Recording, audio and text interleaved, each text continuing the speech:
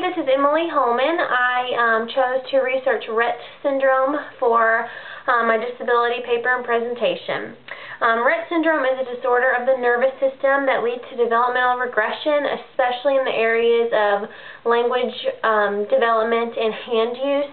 It is actually believed to be the most common genetic disorder that causes severe physical and intellectual disability in girls.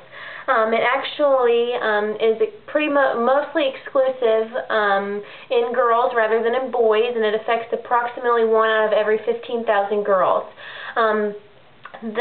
Researchers believe that the reason that it is so exclusive in girls rather than boys is due to the fact that the problem has been pinpointed to a gene on the X chromosome.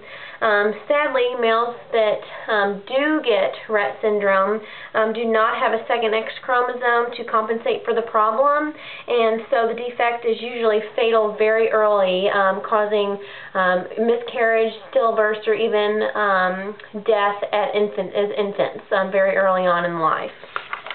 The affected gene normally shuts off production of certain proteins in the brain.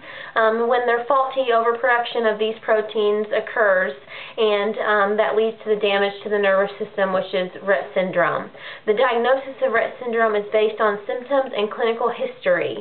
The likelihood of actually having another child with Rett syndrome after you've already had one is less than 1%, so it is very rare for that to happen. Criteria used for making a diagnosis of Rett syndrome includes a variety of symptoms, and symptoms are actually, many of them are similar to those of autism, and sadly, Rett syndrome is often misdiagnosed as autism or cerebral palsy.